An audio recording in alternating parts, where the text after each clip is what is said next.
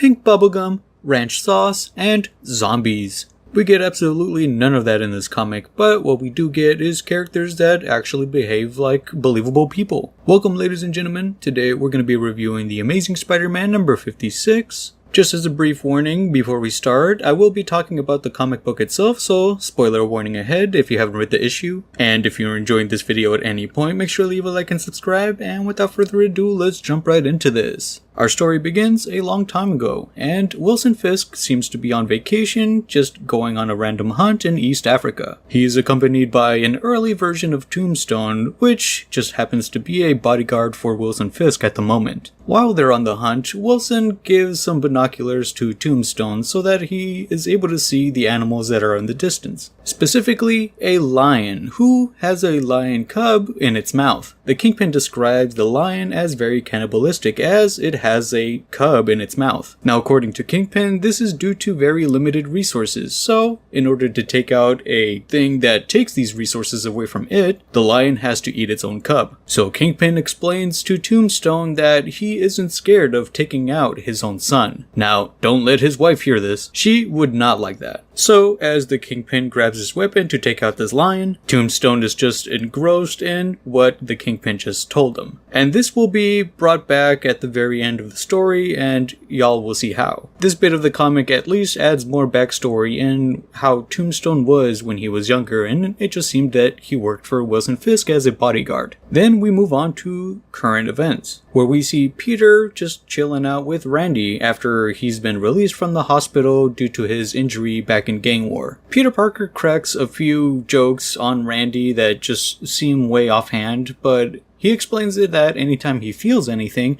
he has to crack a joke. And in this case, I'm assuming he just doesn't like to see his friend Randy hurt, and he's just cracking a few jokes. Randy, after acknowledging Peter's feelings, he does kick him out of the apartment because he has to get ready for PT. Now, I personally don't know what that is. If y'all even know what that is, let me know in the comments. Is that like a doctor's checkup? I'm not entirely sure. But once Peter does leave, we get revealed that Janice Lincoln was within the apartment just waiting for Peter to leave so she can hang out with Randy. It seems that they're both still seeing each other, Randy and Janice Lincoln, even after they didn't want to marry each other. I mean, their relationship was the reason why Randy ended up getting shot. But they're still seeing each other, so two lovebirds just go hard at it, I guess. Upon leaving the apartment, Peter suits up and heads to Harlem to stop this weapons deal that's going down. The deal consists of Tombstone's people, which is White Rabbit and Kareem, dealing the weapons over to some lower level goons. As the comic explains that Tombstone has a monopoly over the crime in the city, so these lower level goons have to buy from them. Now, as Spider-Man gets to this weapons deal, he confronts the lower level goons. He beats them down and takes their weapons, saying that he's working for Tombstone and that it's always better to keep the money and the weapons. Spider-Man then jumps on top of White Rabbit's car to make it more believable that Spider-Man is working with Tombstone. So in this scenario, to these lower level goons, it just seems that Tombstone is just ripping them off, while working together with Spider-Man. The lower level thugs then start shooting at the car that White Rabbit and Kareem are in, because Spider-Man of course lands on top of the car, so they have to book it so they don't get shot. White Rabbit and Kareem book it out of there, and they both question how Spider-Man is able to find them so easily. But once the car gets further enough away from the lower level goons, he swings away with the weapons crate, revealing that he has a spider tracer on top of the car, so he always knows where they are. Spider-Man then gets to a safe enough area where he lands on top of a building, destroying the weapons crate, rendering it completely useless. But he's pondering to himself about any more potential loose ends that he has to come across, and of course finish. Then we move on to Tombstone's perspective, where he is enjoying a lovely fancy dinner at a restaurant called Edge. His goons come up to him, telling him that Spider-Man did it again, and at this rate everyone in the city is gonna know that Tombstone is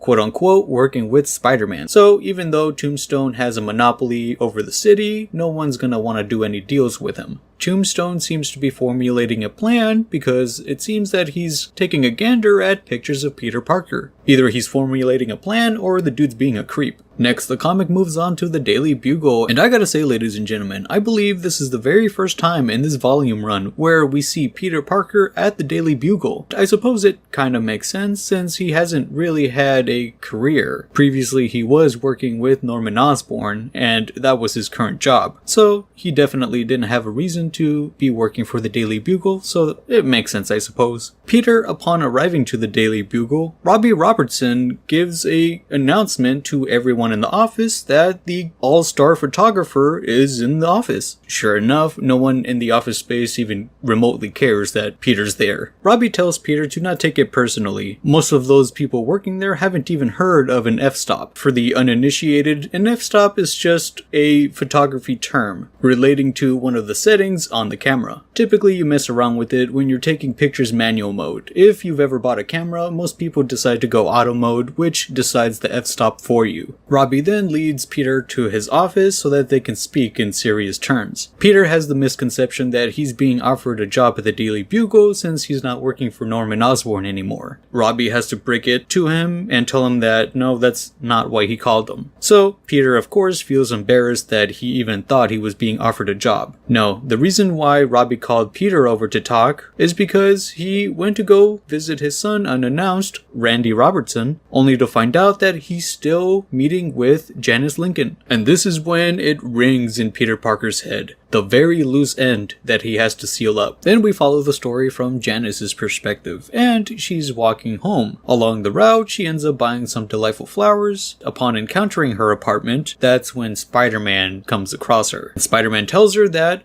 they need to talk. Now, as I was reading this part in the story for the first time, I'm thinking to myself, oh, Spider-Man's just telling her not to come across Randy ever again. Since, of course, Peter doesn't want to see his friend get hurt. But before I get too far ahead, let's continue with the story because they just leave it off there. Back to Tombstone's perspective, he is actually getting ready to have a meeting with Peter Parker. Because his goal is to actually take out Spider-Man to show the lower level thugs of New York that he isn't working with Spider-Man. In order to get to Spider-Man, he has to have a meeting with Peter Parker, because he knows both of them are connected. Now it's later in the day, and I'm assuming Peter is just walking home when he gets confronted by his friend Randy, who is mad pissed. Randy confronts Peter by asking, "Did you know? Did you know what he was gonna do?" Peter questions who. Randy follows it up with, "Spider-Man. He took Janice, Peter. He's gone. She's in jail. You tell that bastard that I'm gonna find him. I know what you all think of her, and I don't care. She deserves better than this." Peter tries calming down Randy by telling him that she is probably fine. So far, the story is making us believe that Janice turned herself in to try to prevent any more harm from coming to Randy. But we know what really happens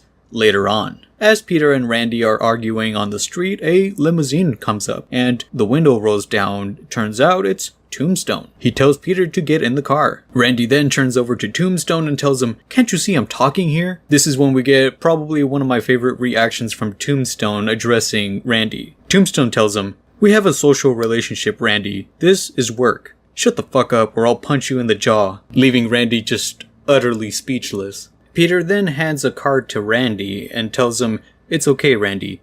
Do me a favor, let my friend know where I am, just in case," and Peter gets in the car. Now, for some reason, the story makes us believe that the number is Spider-Man's number. Like, it doesn't make any sense. Why would Peter call Spider-Man in the middle of him being in trouble? But let's not skip ahead. This does get addressed. Now we are back in Tombstone's limousine, similar to how the run first started. But this time, Tombstone explains to Peter how he needs Spider-Man to come to him. And in order for that to happen, he's gonna have to squish Peter Parker. Peter's spider senses go off, and Tombstone tells him, "No hard feelings," before he lounges at Peter, crushing the seat that he's in. But Peter, with his quick reflexes, he manages to dodge that first hit. But of course, Tombstone persists on attacking Peter Parker. Peter has to figure out a fine line where he's able to dodge the hits to buy off more time without revealing that he has the spider powers. Peter can only do so much being confined within that small space of the limousine. So he tries running away, but Tombstone grabs him and just smashes his head in the windshield. And I'm telling you folks, if this were a normal person, I'm sure they would be gone. Tombstone really looks like he's putting his all in this. Now, this entire sequence where Tombstone is just going right at Peter Parker is explained within about 4 pages. This is probably one of my gripes with the comic book, is I totally read it completely wrong. I thought the fight was like, left to right, top to bottom, both pages are included, almost like a splash page. But no, I totally read it wrong, and I took myself out of the story for a moment. You had to read the left page entirely first, and then move on to the second one. I thought it was a very similar situation to like a splash page where you read the squares entirely left to right, both pages. But no, it totally confused me, and it took me out of the story for a moment. Finally, Peter does manage to hold out his own long enough to get rescued. We see an arm reach into the car and grab Tombstone and throw him out of the car, saving Peter. Turns out that the number Peter gave to Randy to call is actually Luke Cage's. So he shows up to save the day with She-Hulk tagging along, giving us another tag team moment similar to the gang war event. Tombstone then turns over to look at Luke Cage and tells him, "Mr. Mayor, you got a warrant?" Luke Cage looks at him and tells him, "On its way." Tombstone tells him that he doesn't plan on waiting. Very clearly, he wants to put up a fight, but She-Hulk immediately punches him, Luke Cage knees him in the face, and Spider-Man also comes in and punches him in the face. It seems that Peter managed to quickly change off-screen into his costume. Now, with the final blow that Spider-Man gave Tombstone, he is knocked out, and the police show up with the warrant. She-Hulk tells Luke Cage, "Warrant's here," and Luke Cage goes, "Bet." I gotta say, ladies and gentlemen, that moment made me cringe immensely. Like, yo, isn't Luke Cage like a 30, 40-year-old man? Like, why is he saying teenage slang? It seems so off. This is another moment that completely took me out of the story. Like, you can't just tell me that these 40-year-old people are saying teenage slang. It just makes Luke Cage seem weird. Next, we're gonna have Luke Cage say skibbity toilet riz or some shit. Anyways, Tombstone gets caught by the police that have the warrant, and they make an arrest. Now, of course, with every crime committed, there has to be a sentencing in place to prosecute the person. And in this case, that person is Tombstone. So we move on to the court aspect of this. So Tombstone's in court with his lawyer, Michelle, as y'all remember, and Michelle's saying, "We look forward to proving our client's innocence at the trial." Then we get a statement from the prosecutor's side where she says, "Your Honor, if it pleases the court, our state's witness would like to make themselves known to the accused as part of the discovery process." The Honor questions, "Now? A little unorthodox, isn't it?" The prosecutor continues, "It is, Your Honor. I'm only bringing this in front of you in acknowledgement of the incredible level of cooperation this witness has provided." Tombstone then turns around to look at Peter Parker because Tombstone thinks that this witness is Peter Parker himself. So Tombstone is just glancing at Peter like, "Dude, you're really in for it now." Peter just shrugs, looking at Tombstone like, "No, it ain't me, dog." Then in comes Randy. The story's making us believe that Randy is the witness. So now Tombstone's like, "Oh, it's you, huh? I'm gonna take you out." Peter has made sure of it that he isn't bringing his friend into this anymore. After Randy walks into the courtroom, Janice Lincoln follows along with him, revealing that Janice Lincoln herself is the witness that's meant to bring down Tombstone. Now this time Tombstone really has a surprised face because he's like, "What? My daughter? Oh, hell no." This is when we come to find out that when Spider-Man ended up meeting with Janice Lincoln earlier on in the comic, it was to formulate this plan where she would come out, take revenge on Tombstone for backstabbing her during gang war. So now she is the witness and she's gonna expel all. Now Tombstone is just left there glancing at his daughter like, "Oh, you are really gonna be sorry." Indirectly bringing us way back to the very beginning of the comic book itself, where Wilson Fisk was explaining to Tombstone about how nature works. The lions taking out their cub for the resources. So in this case, it's Tombstone that's going to be taking out his own cub, Janice Lincoln. Now we're left on a to be continued, ladies and gentlemen.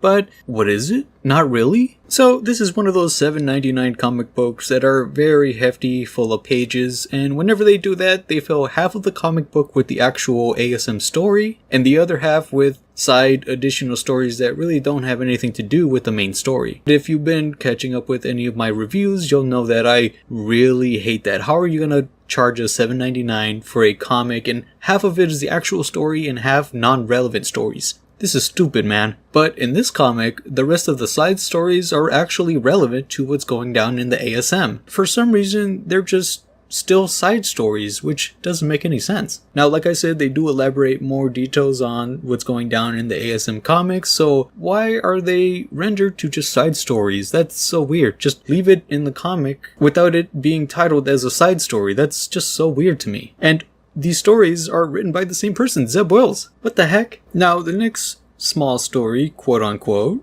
is titled Proxy. It starts off from Rhino's perspective, and it's so weird because he's not wearing the Rhino suit. I thought it was merged into his own body. But in this case, he's not wearing the suit. And he is out on a date with this lady, which is decent continuity because in previous issues it gets explained that Screwball was helping him out with dating apps. So we get a continuation of that where Rhino's out on a date with a nice lady. It starts off very awkwardly enough, but then they both look outside and notice that Spider-Man and She-Hulk are fighting a random villain called Bulldozer. This is when Rhino's date tells him that she really likes villains. She even roots for them. So immediately right off the bat, you know this lady is perfect for Rhino because he himself is a villain. Of course, the Rhino didn't want to come out directly telling her that he is the villain just in case it weirds her out, but after she comes out saying that she definitely roots for the villains, well, the Rhino is enticed for a second date. Then we move to Spider-Man and She-Hulk's perspective where they inevitably defeat the Bulldozer villain. Spider-Man then asks She-Hulk if she can hook him up with a contact for a prosecutor to help with the gang war event and,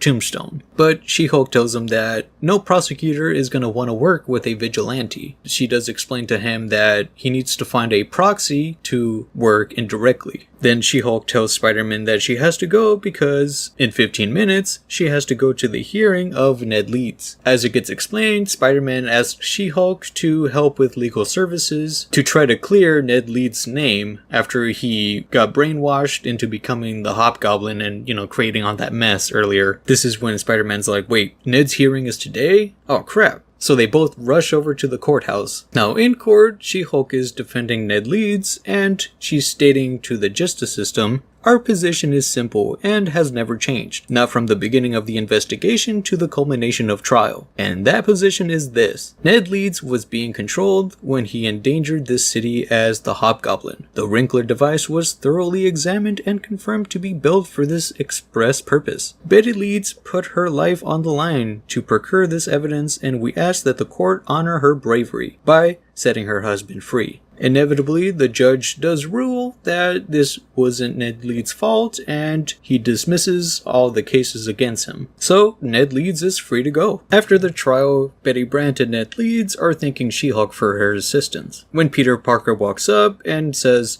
"You're a free man," Ned turns around to look at Peter and says, "I am, thanks to Betty here." Betty then inputs, "Ned, Peter was very supported through this whole thing, but Ned seems to have a very specific gripe with Peter," and then tells him, "Right, but you had to go into an abandoned warehouse alone because the Wrinkler device wasn't where he said it would be." Ned glances at Peter and says, "You sure you're happy to see me, Peter?" Peter's confused. He's like, "What? Ned, of course I'm happy. I didn't know the device was moved." Peter then rushes off to go talk with She-Hulk. And as Peter's walking away, Ned then says, "This was never a priority for you, Peter." Betty then feels offended and looks at Ned and just says, "Ned?" Peter then catches up to Jen Walters. Jen turns around to look at Peter, and Peter says, "I'm, the proxy. My friend told me you'd put me in touch with a prosecutor." She-Hulk then questions, "Spider-Man sent you?" Peter responds with, "That's right, I'm Spider-Man's friend." This is when the She-Hulk hooks up Peter Parker with a prosecutor that would be able to help him out, and she's called Maureen O'Reilly. She-Hulk tells Peter that if Spider-Man has a legal ace in the hole that can take Tombstone down, she'll want to hear about it. But when She-Hulk was handing Peter the prosecutor's phone number, she also handed her own number for Peter, stating that in case he ever gets into any trouble with Tombstone's men, to call immediately for help. And that story is left on a to be continued. Not really, it says to be continued, but then they're like, in the story you already are reading. Like, shut the fuck up, man. This ain't no side story. This is a part of the actual ASM comic. What the heck? Anyways, that short story finishes by having a reflection of Spider-Man alongside Peter. And I actually haven't seen that in a long time, which is really cool. Then we move on to our second to last short story. Now, this one, we don't get the title until the very end of it, but I'm just gonna let y'all know. It's titled Responsibilities. The purpose of this one, I guess, is to fill more in on the backstory of Paul, while also making him seem like a good guy, I suppose. The story begins with Peter Parker leaving MJ and Paul's apartment after having dinner with them. And I gotta say, ladies and gentlemen, it's totally unnecessary to include Peter in this situation. This just seems incredibly weird. Like, why are they writing this story like this, man? It's so messed up. You could have just started off this short story by having MJ and Paul just have dinner by themselves. Why does Peter have to be involved, man? Come on. And let's not forget to mention, MJ for some reason has the same exact design ponytail as she does in the Ultimate Spider-Man comics. Does Marvel editorial really like to see Marvel fans just complain about everything they do? Like, man, just write some stories that are fine, dog. Oh well, let's get into it. No more complaining. So, after Spider-Man leaves once having dinner with MJ and Paul, the story skips to the very next day. And this is what I mean by it was totally unnecessary to have this situation go down, but alright, whatever. It's the very next day, MJ and Paul are off doing their own chores. So, to each their own. Paul tells MJ that he's heading off to the Bronx. He might not be home until way later when it gets dark. As Paul is making his pilgrimage to who knows where, he comes across a person selling things out on the street. Instead of buying things from her, he just gives her a lot of money. And the woman's like, "Oh, Dios te bendiga," which is just God bless in Spanish. The story is really trying to let us know that Paul's a good guy. Upon arriving to his destination, Paul knocks at one random apartment door. A gentleman opens the door under the name Kale, and he asks Paul whether he knows him. Now, it seems that Paul knows who this gentleman is, but Kale doesn't know who Paul is. We're going to be diving more into what's going down. Hopefully I get it right, because it's kind of confusing. So the story moves on to another dimension, and I'm assuming it's the origin dimension where Paul comes from, the dimension where he encountered MJ. The story goes into more details about Rabin, Paul's father, the experiments that he ended up creating involving math. Paul is looking at this monolith object that has glyphs on it. One of the scientists is explaining to Paul that this monolith is a solid object constructed out of thin air. Paul tries to get more out of him by questioning, what does it do? And the scientist responds with, he made it with math. Isn't that enough? And I swear, ladies and gentlemen, the writer's definitely trolling with us with a response like that. How do you get so lazy? You just explained it. Oh, it's just a thing from math. Like, isn't that enough? Like, shut the fuck up, man. Give us a good explanation. Stop being lazy with this. Well, anyways, it gets explained that Paul is definitely running this experimental business with his father. Paul is in it believing that they're creating things to just properly make money as a company. But as it gets revealed, he walks into a room that his father is in, only to catch him completely offing Kale from his original dimension. So we get to see Rabin again, just completely being a psychopath. Paul runs up to his original dimension's Kale and questions Rabin why he had to take him out. Rabin responds with, I gave him a purpose, written in the wisdom of his ancient math. The symbols were thirsty for blood. Inevitably, Rabin finishes it off by saying, Wayep is coming, referring to the god of death and bone that we previously encountered in previous Spider-Man stories along this volume run. So, after giving us that backstory on Paul and his dad, Rabin, we come back to Paul hanging out in the main 616 universe, talking to this gentleman Kale. Now, to remind you all, ladies and gentlemen, Kale doesn't know who Paul is, but Paul knows who Kale is from his original dimension. It seems that after witnessing his father completely take out this gentleman from his original dimension, he feels immensely horrible about it. So he seeks out Kale from this current dimension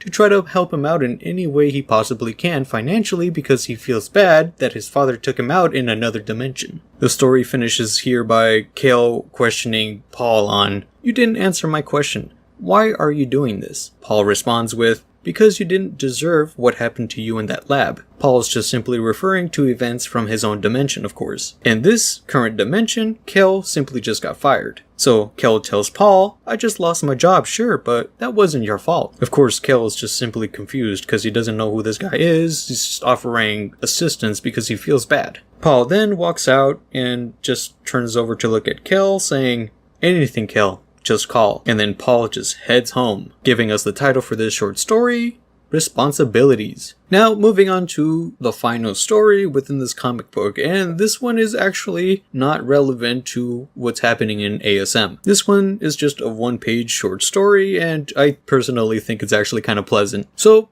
we begin the story with Kraven's perspective. He's just looking at this book, enjoying it himself, when Spider-Man shows up and Kraven tells him, you! Lucky for you, Kraven stalks a different prey. Be gone, insect. Spider-Man tries correcting him by saying, arachnid. Spiders are arachnids. Not. Kraven interrupts him by saying, bah. Clearly he doesn't care. Spider-Man is looking into the book that Kraven's looking into, and Spider-Man says, oh, found him, leaving Kraven to sigh. Spider-Man continues, there, by the tree, by that blue dilly.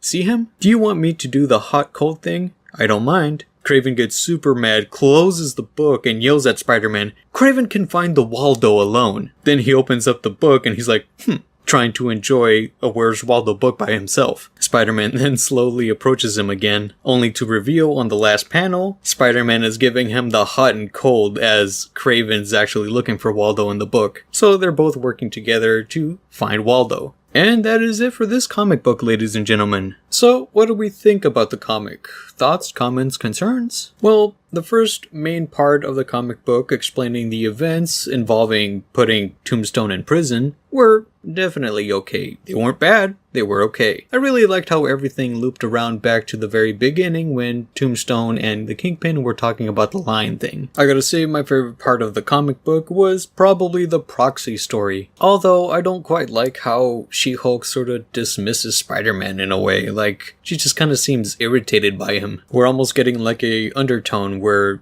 we're just disrespecting Spider-Man subtly. Still, it's my favorite portion of the comic, the proxy story, especially over the fact that they made She-Hulk look really good. I don't quite like John Romita Jr.'s interpretation of She-Hulk, but in this side proxy story, she looks fine. I really like the entire ordeal story that they were doing with Betty Brant's perspective. She ended up getting a happy ending with having her husband return back to her, although he was kind of addicted to Peter, but then again, you know, no surprise there, everyone's just addicted to Spider-Man, sure, Peter too. Now, I do gotta say, the thing I did like about the responsibility story is just more backstory on what went down with Raven and Paul. I've definitely said enough with the portions that I really didn't like. And the final one-page story where Kraven's enjoying a Where's Waldo book and Spider-Man just comes along and bothers him, I thought that was quite delightful. It's not too bad, it doesn't take up too many pages, it's literally just one page at the very end of the comic. Overall, this comic, I would say, it was alright. It wasn't bad, it didn't piss me off too much. Characters at least acted very believable. Judging by the cover of the comic, I really thought we were gonna get like a backstory where maybe young Peter ended up encountering Tombstone and some altercation happened, and I was really looking forward to that. But I guess I got my hopes up, and I probably shouldn't be doing that with any of Zeb Wells' content. Well, those are my thoughts for the comic book. Let me know what you guys thought if you read the issue yourself. Let me know what you guys thought about that $7.99 price point. Did you guys think that was reasonable enough for a book like this? Before, like I said, they would fill up half of the issue with the actual story and the other half with just random incoherent stories. The entire comic book actually just elaborated more on just what's going down in the main ASM comic. So,